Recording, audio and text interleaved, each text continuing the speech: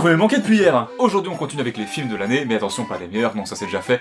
On va s'attaquer à la crème de la crème de la merde de la... crème de la merde de la... merde de la... Bref. Maintenant qu'on a vu un petit peu les meilleurs films de l'année, il est temps qu'on ouvre les cadeaux du père Fouettard et qu'on voit un petit peu ce qui a été fait de pire. Car on va pas se mentir, cette année, même si on a eu énormément de bons films, il y a eu un petit lot de déception quand même au passage. Voilà, que ce soit de simples échecs, des attentes qui n'en valaient pas la peine, ou juste des énormes bousins sa mère, le cinéma nous a caqué quelques pépites, et je vous propose les pires d'entre elles. Et avant qu'on commence, je vous conseille de prendre comme moi quelques petits anti-vomitifs, ça pourrait servir. J'aurais aimé qu'il y ait que 10 films de merde cette année, mais encore une fois, il a fallu faire un choix, et il y a des films que j'aurais pu choisir, mais qui ne seront pas dans cette liste. C'est le cas par exemple de beaucoup de comédies françaises, comme Opération Portugal 2, Du Cobu 5, etc. Littéralement, le nombre de fois où j'ai ri devant tous ces films condensés, ça se compte sur les doigts d'une main en fait. Mais le souci de ces films, c'est qu'en fait, ils ont juste tous les mêmes défauts en fait, c'est littéralement des copier-coller. J'ai vraiment pas envie d'avoir un top où la moitié des films seront juste des comédies françaises à la con, donc on va les mettre de côté pour l'instant, ça sera pas plus mal, et puis on va se concentrer sur les films qui sont vraiment nuls en tout point, ceux qui m'ont vraiment déçu. Et c'est parti.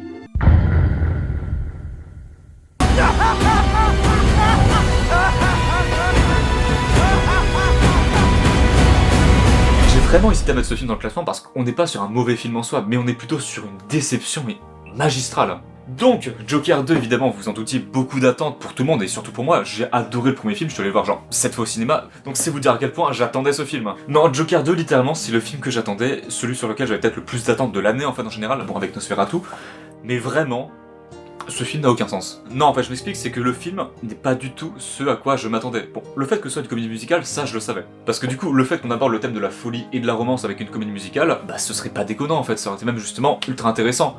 Mais ça ne marche pas en fait, tout simplement. En fait, c'est un film qui a beaucoup d'idées intéressantes, mais qui ne marche pas du tout en fait. On voit l'inspiration du coup pour les parapluies de Cherbourg, on voit l'esthétique du premier film qui a été retranscrise, on voit toutes les inspirations qu'il y a pu y avoir, mais ça ne marche pas. On est sur un film qui est juste inefficace parce qu'il ne réussit aucun de ses paris. Déjà, il y a beaucoup trop de musique, même pour une comédie musicale, c'est dire, et surtout, mais aucune d'entre elles n'est mémorable. Le but d'une comédie musicale, c'est qu'à la fin, t'achètes le vinyle, tu chantes les musiques ensuite une fois que tu sors du film. Là, je me souviens pas d'une seule note qu'il a pu y avoir dans le film. Il y a littéralement rien qui te marche dans ce film, même le personnage d'Harley, du coup, ne fonctionne pas, alors c'était quand même un petit peu le truc qu'on attendait. J'ai juste l'impression de voir Lady Gaga qui a un maquillage en fait, je ne vois pas Harley Quinn dans son personnage. D'ailleurs, son personnage, il faut qu'on en parle, il ne sert absolument à rien durant tout le film, vraiment. Il est juste prétexte à foutre des musiques encore et encore, et la relation Harley-Joker est absolument ultra fade au possible et ne mène à rien. Vraiment, l'attente que j'avais, c'était vraiment une approche beaucoup plus humaine et philosophique du coup, du personnage de Joker et Harley. Et tout ça, on ne le retrouve pas alors que c'était vraiment l'esprit du 1. Et ce qui m'énerve, c'est qu'il y a genre juste une scène seulement, mais genre juste une scène où elle porte un maquillage qui vraiment la fait ressembler à Harley Quinn. Et ça dure qu'une scène justement. Ce film, des fois, il a des élans de bonnes idées, mais il coupe tout juste après ce film se met des béquilles tout seul. En fait, ce film, j'ai juste l'impression que c'est un prétexte pour reparler du 1 encore et encore et encore. On a juste du répétita en permanence, on va reparler des scènes qu'on a déjà vues, on va revoir des personnages du 1, mais juste pour qu'ils nous reparlent de scènes qu'on connaît déjà. Ce film, littéralement, c'est Arthur et les Minimoys 2, on a juste des flashbacks et on reparle que du 1 en permanence. Il n'y a quasiment aucune nouveauté, et tout ce qui est nouveau, en fait, ne sert à rien, et n'est pas bien amené, en fait. Ça, on est sur un film qui part de la folie, mais où il n'y a aucune folie, en fait, tout est fade, tout est plat, et surtout, c'est un film qui se détruit tout seul. Littéralement, la scène de fin, que je vais pas spoiler évidemment, même si elle ne sert absolument à rien, cette scène de fin, elle détruit tout ce que le film a mis en place pour l'instant, et surtout elle détruit tout le premier film. Littéralement, c'est un film qui se détruit tout seul et qui détruit son prédécesseur. C'est un film qui s'annule totalement. Cette scène de fin, elle détruit 4 heures de film et tout le travail du réal. Je ne comprends pas pourquoi est-ce qu'elle a été mise là en fait. J'ai beau chercher dans tous les sens et toutes les logiques, non, cette fin est nulle. On est vraiment sur un film qui a été fait par caprice en fait. On voit que ce film n'a juste aucune ambition et qu'il a été fait par corruption. Il n'y a aucun intérêt dans ce film. N'allez pas le voir.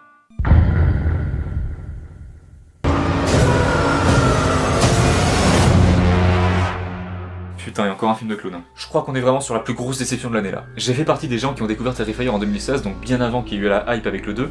Et à l'époque, Terrifier c'était juste magique, c'était incroyable, il y avait du gore bien foutu, c'était bien mis en scène, et surtout il y avait l'esthétique du coup des slashers un petit peu des 80s. On sentait dans ce premier film qu'il y avait beaucoup d'inspiration et de références, et une envie de faire du cinéma, une envie du coup de choquer, une envie de renouveler un petit peu le genre du slasher. Et dans Terrifier 3, on a tout perdu.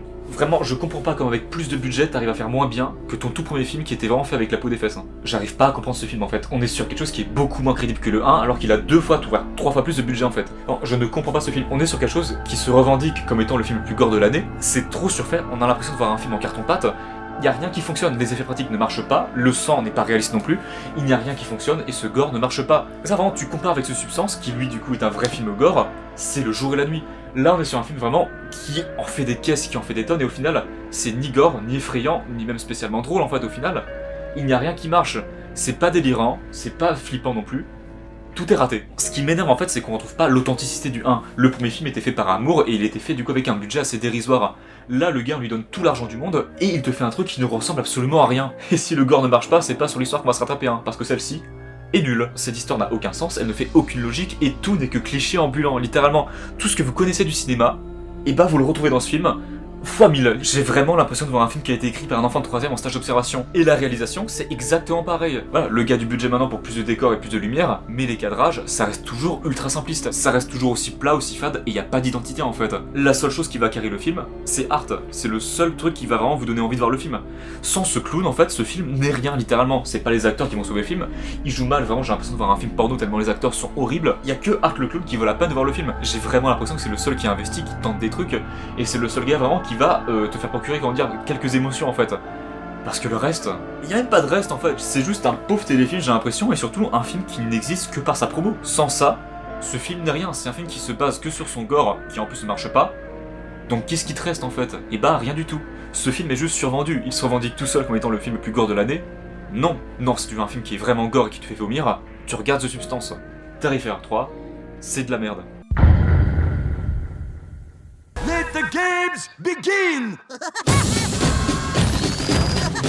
All you've done since you got here is cause chaos. Il y a un phénomène qui pour moi est passé vraiment sous les radars, j'ai l'impression, c'est cette vague d'adaptation du coup de cartoon. Ça a déjà été le cas avec Tom et Jerry et Tic et Tac, et donc là, Woody Woodpecker, pourquoi? Qui attendait ce film en fait? Ne dites pas les enfants, mais quel enfant aujourd'hui regarde Woody Woodpecker? Même moi, ça passait presque plus à la télé. Alors c'est qui la cible? On va pas se mentir, ce film est moche, mais genre vraiment très moche. Quand les incrustations ne marchent pas, Woody Woodpecker est dégueulasse, à certains moments on peut voir carrément la rotoscopie, c'est vraiment horrible. Quand je vous dis que le film est moche, c'est que vraiment à certains moments j'ai l'impression de voir la série Donkey Kong. Aïe aïe aïe, tu dérailles, espèce de canaille. Si tu libères Didi, y'aura pas de représailles. On a un humour à la The Mask qui ne marche absolument pas ici parce que bah, les codes du cartoon sont totalement inefficaces. En fait, c'est quelque chose qui est ultra kitsch. Et ça, c'est que la partie mais immergée de l'iceberg. Tu parles de l'histoire. J'ai jamais vu une histoire aussi plate que ça. Parce que vraiment, l'histoire, c'est le paradis des clichés. Chaque seconde, chaque frame en fait, est un cliché ambulant. L'histoire est totalement incohérente et surtout, elle n'a aucune problématique. Littéralement, le film en un quart d'heure peut se terminer. Il n'y a pas d'enjeu à faire un film d'1h30. Et du coup, comme il n'y a pas de matière à faire un film, les personnages, bah on s'en fout de leur vie en fait. Dans ce film, tous les personnages sont archétypes et ils n'ont qu'une seule caractéristique. Et cette caractéristique, c'est toute leur personnalité. Vraiment, t'as un personnage, il aime la musique, bah c'est son seul trait de caractère. Un autre qui est timide, bah y a que ça qu'on sait sur lui. Et vraiment, on n'en sait pas plus. Ils sont ultra plats, ultra lisses, même voire creux en fait. Et c'est pas Woody qui va remonter à la balance. Woody Woodpecker est un connard du début à la fin du film. Il est détestable du début à la fin, et surtout, bah, il n'y a pas d'évolution. Le principe d'un film, c'est qu'il y ait des évolutions, c'est qu'on apprenne des choses, qu'on grandisse. Là, dans ce film, tout reste plat du début à la fin, il ne se passe rien absolument. Et là, vous allez me dire, ouais, c'est bon, c'est pour les enfants. Peut-être je peux le concevoir, mais les prenez pas pour des cons. Tu peux faire des films pour les gosses, mais fais des bons films. Fais comme Pixar, Disney, DreamWorks, fais du vrai cinéma. Donne-leur envie de voir des films. Fais-les rêver. Les bêtes arrivent. Courage, bonhomme! Faut pas retirer la flèche. Ok! Allez, encore Netflix. Ce film, j'aurais pas grand chose à dire dessus parce que c'est exactement pareil que pour Woody Woodpecker en fait. C'est un film pour les enfants, ultra cliché et qui ne véhicule pas grand chose en fait. Et pourtant, je sens qu'il y a un truc en fait dans ce film, je sens qu'il y a une sorte de passion un petit peu quand je vois du coup les interviews, les making-of, etc. On sent qu'il y a une envie du coup derrière, mais ça ne marche pas. Le souci dans ce film, c'est pas tant la réal ou du coup les acteurs ou les décors, non en fait c'est que c'est une idée de merde en fait. Qui a eu cette idée à la con de faire un film sur les loups-garous, genre qui s'est dit que ce serait intéressant? On est juste sur un remake de Jumanji version française, et du coup bah tout est prévisible, on sait déjà à quoi s'attendre, on sait déjà la finalité du film. Y a aucune surprise en fait, mais du coup c'est ultra con parce qu'on sent qu'il y avait des intentions, on sent que le réal avait envie de faire un film, on voit qu'il était investi sur le making of, mais l'idée de base ne marche pas. Donc c'est foutu d'avance. Et puis même faut qu'on en parle, qu'est-ce que c'est que ce casting? Ok, Franck Dubosc, comédie française, c'est son terrain de jeu, je peux l'entendre. Mais Jean Reno, Suzanne Clément, qu'est-ce que vous foutez là? Bon, je vais pas m'étaler sur tout ce qui marche pas dans le film parce que bah, la vidéo durait beaucoup trop longtemps. Et surtout en fait, ce film, on peut le résumer en une seule phrase, c'est qu'on ne voyage pas. C'est tout. Le but du cinéma c'est de rêver, de voyager. Là je suis resté sur mon canapé, il s'est rien passé. Alors, qui commence? Oh putain! Merde. Ah, j'avais dit pas de comédie française. Oh, excusez-moi, mais là ça s'impose. On est, je pense, sur la pire comédie de l'année. Genre vraiment, c'est un étron intergalactique. Et j'ai pas d'autre mot pour le définir. Ce film vraiment m'énerve sur tous les points, et déjà j'en peux plus de voir Christian Clavier faire le même rôle en permanence, et je me dis, où es-tu passé Christian en fait? Où est passé le Christian Clavier qui m'a fait rêver, le Christian Clavier qui était drôle, hilarant, mais surtout qui avait des rôles ultra diversifiés à chaque fois? Où est passé le Christian Clavier qui nous épatait avec son jeu d'acteur, celui qui nous faisait tordre de rire? Où es-tu passé Christian? Mais vraiment avec tous ces derniers films qui sont passés, j'ai l'impression de voir un remake de Qu'est-ce qu'on a fait en bon Dieu, tous les ans, en permanence, et ça, j'en peux plus les gars. Je suis pas du tout là pour parler de la morale du film, mais on se doute bien que c'est pas un chef-d'œuvre. Vraiment, au-delà de tout ça, bah c'est juste pas drôle en fait. Et c'est con pour une comédie française de pas être drôle en fait, c'est un peu le comble. Et pourtant t'as vraiment des bons acteurs comiques, genre Bourdon-Clavier ça aurait pu être un duo mais vraiment hilarant. Qu'est-ce qui se passe? Eh bien tout simplement parce qu'encore une fois on a des personnages qui n'évoluent pas. Ils sont toujours dans leur zone de confort, ils ne veulent pas sortir, ils ne cherchent en rien à s'améliorer, ils restent de parfaits connards du début à la fin. Mais qu'est-ce que tu veux du coup? Bon, j'en peux plus de ces films qui se résument à leur bande-annonce, vraiment, ce film est plat, creux, tu vois le trailer, t'as vu tout le film en fait, y a aucune surprise, y a aucune évolution, rien ne se passe. Ce film c'est un sketch qu'on aurait pu résumer en 5 minutes mais qui s'étale sur 1h30, qui ne raconte rien, qui ne sert à rien. Alors pourquoi le voir finalement? Bah je sais pas, tu diras ça aux gens qui sont allés le voir. Bon, le problème qu'on a depuis des années, c'est que ce genre de film est passé toujours en tête d'affiche et il y en a tous les ans, encore et encore. Parce qu'on sait que ça marche, et pourquoi ça marche? Parce que des gens vont les voir. Donc quelque part, je sais pas pourquoi ce genre de film a un public visiblement, c'est typiquement le genre de film qui est pour un public de boomers, et je suis allé le voir du coup en salle, et effectivement c'est une réalité. Le problème de ce genre de film, c'est que du coup, c'est tout le temps le même public, un public de boomers qui voit tout le temps les mêmes choses en permanence et qui n'a pas envie de nouveauté. Sauf que nous, on veut de la nouveauté, on veut de nouvelles comédies françaises, on veut des choses un petit peu innovatrices, on veut voir des choses qui changent de l'ordinaire. Là, depuis 15-20 ans, on a les mêmes comédies qui se répètent en boucle et en boucle, et il y a tout le temps le même public qui va les voir. Au bout d'un moment, s'il vous plaît, faut innover, faut qu'on change un petit peu d'horizon, faut qu'on fasse de nouvelles comédies, et qu'on change un petit peu d'histoire. Là, tout se répète en permanence, et c'est le même public qui définit toujours ce qu'on va avoir en tête d'affiche. Et c'est super con parce que cette année, on a eu plein de comédies qui étaient ultra originales. Et puis si Affinité, Dali, un petit truc en plus, allez voir ces films-là, allez voir des vraies comédies françaises qui sont vraiment drôles, et laissez tomber ces comédies françaises à la con qu'on connaît par cœur depuis 20 ans. Si vous voulez vivre, il va falloir me faire confiance.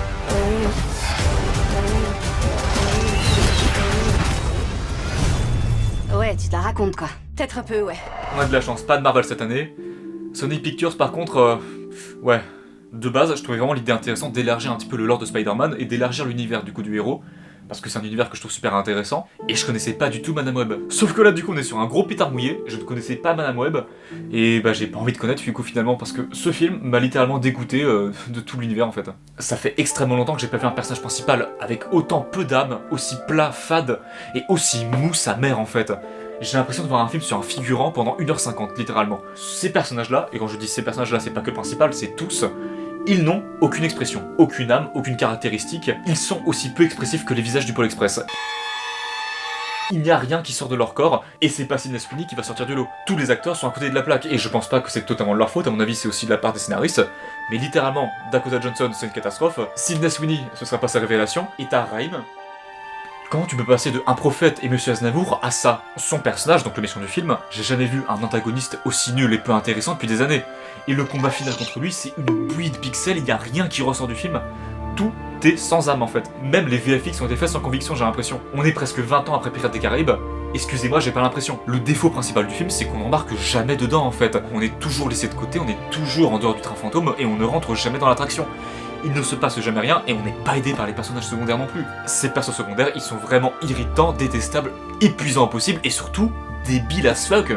Donc voilà, je vous l'ai dit, je connais pas du tout l'univers de base, donc je sais pas si on est sur une mauvaise adaptation, mais en tout cas on est sur un mauvais film, ça c'est sûr.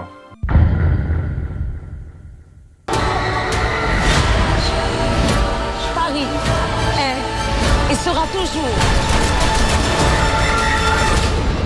une fête. Décidément, Netflix sont en forme cette année. Donc sous la scène, film que personne n'attendait dans ce classement, évidemment. Donc une fois de plus, on est sur une idée de merde. Un requin à Paris, dans de l'eau douce. Vous êtes con ou quoi?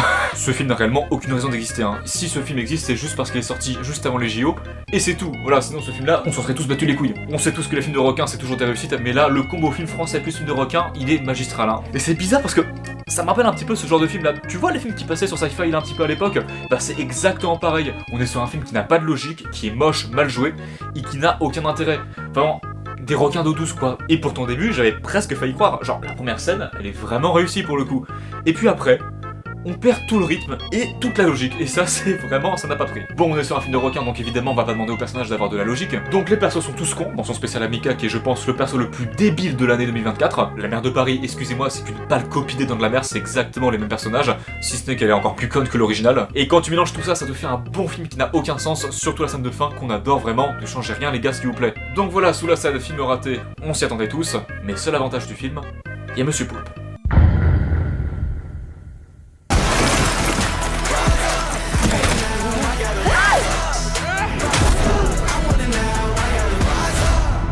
On rentre dans le podium. Donc Chien et Chat, ce film j'ai vu en février et je pensais vraiment que pendant longtemps ça allait être le numéro 1 des pires films que j'ai vu cette année. Genre littéralement ce film ne réussit aucun de ses paris en fait. Il est jamais drôle, jamais attachant, jamais familial. En fait on est sur un film qui se veut familial et parler à toute la famille et surtout aux enfants, mais à aucun moment c'est un film qui est pour les enfants littéralement. Il est rempli de références ultra mal placées, limite insultantes en fait des fois, un vocabulaire qui est pas du tout adapté à la famille. En fait, je suis pas grosse en fait. Ça s'appelle pulpeuse. En fait, ça s'appelle être totalement dans son temps. Ça s'appelle être bonne en fait. Tu m'as fait aucun compliment? Hein? Mes moustaches, ma crinière, mon boule. Ça t'éblouit pas? Non. Ferme ta gueule, ferme ta gueule, ferme ta gueule. Vraiment, ce film, ne le montrez pas à vos enfants, c'est pas un film pour les gosses. C'est jamais drôle, c'est vulgaire, ça prend les enfants pour des cons, surtout en plus. Y a pas de morale, il n'y a rien qui va dans ce film, ne le montrez pas à vos enfants. Non, déjà, rien qu'avec la bande-annonce, tu sens qu'il y a un truc qui va pas, déjà, bah, visuellement, on peut le sentir, mais surtout dans les références et le vocabulaire employé, c'est pas du tout adapté en fait. Donc, comme je l'ai dit, c'est moche et on peut le voir très facilement en fait.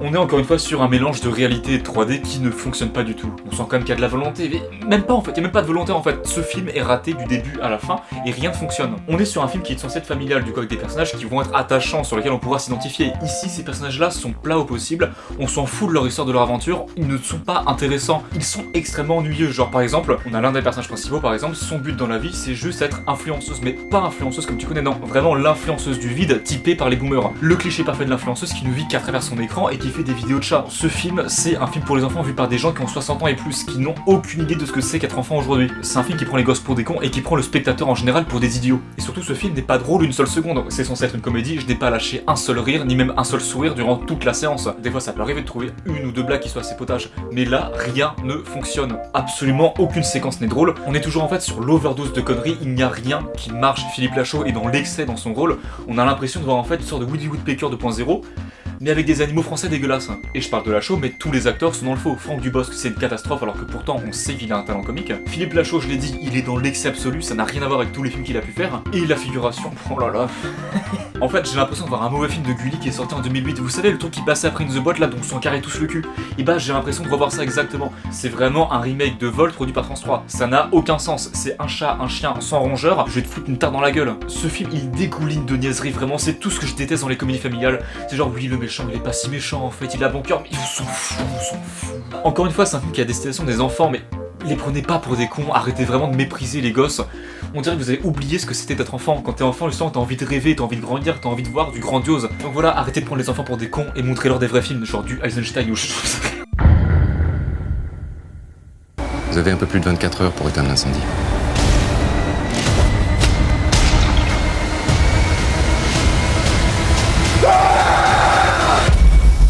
C'est quand même une dinguerie que sur un flop 10, on ait à la fois 4 films de Netflix et 5 films français.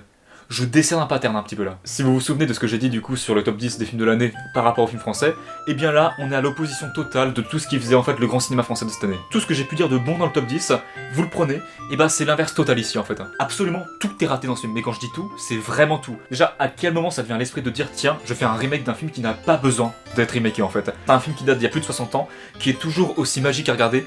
À quel moment tu te dis oh, faudrait le moderniser quand même, hein, ça manque de pêche. Non, c'est inutile, vois l'original, ça suffira très très bien. Parce que là pour l'instant, t'as juste craché sur un film qui était déjà magistral et tu n'as rien apporté de plus. Toute la tension qu'on avait dans le film original est perdue ici. On a un film sans rythme, sans récit, et le fil est ultra décousu.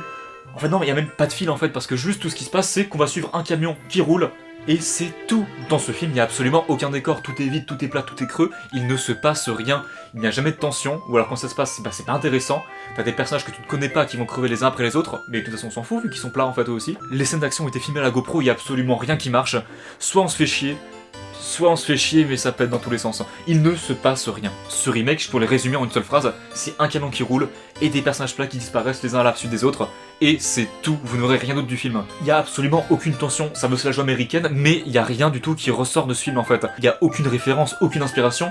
C'est à se demander si en fait le réel il avait déjà vu le film de base. Enfin, bon, je vous jure, quand je vous dis que ce film c'est une torture, c'est absolument pas une vanne, c'est mal réalisé, on a compris de toute façon. Puis la scène finale où le héros se sacrifie à la fin, parce que oui, sacrifie, et j'en ai rien à foutre, je spoil parce que ce film pue la merde. Putain, ce film m'énerve.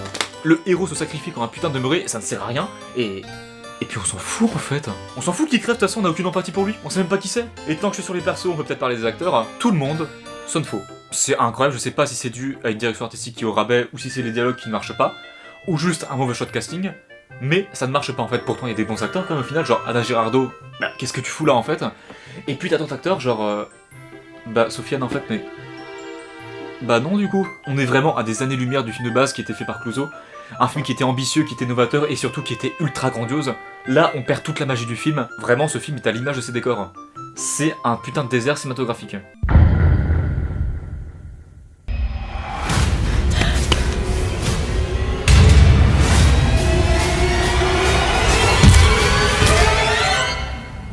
On y est, la crème de la merde de la merde. Le plus gros crachat de cinéma qu'on ait pu voir cette année.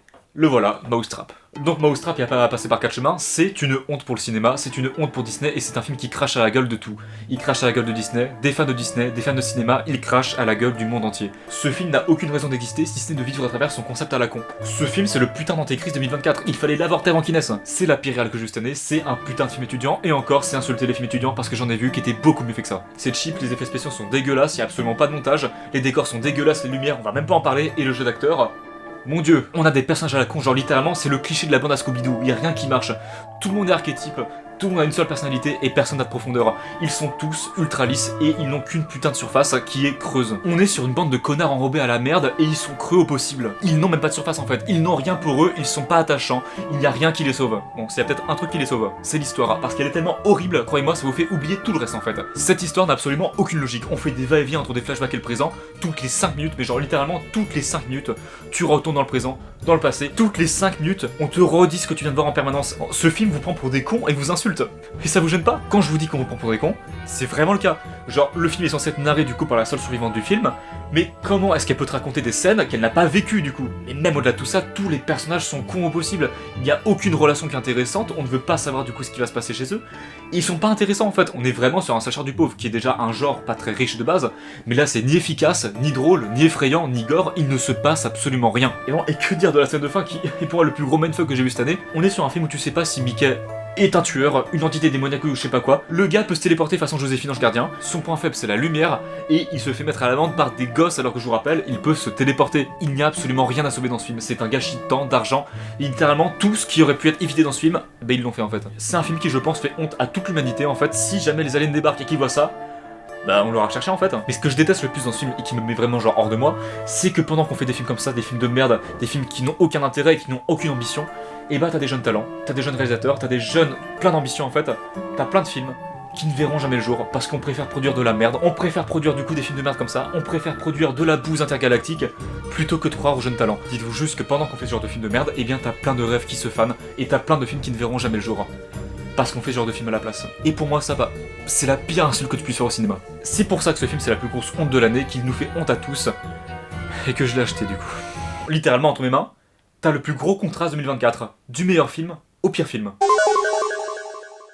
Et voilà, c'était les pires films de l'année, je crois qu'on a touché le fond et...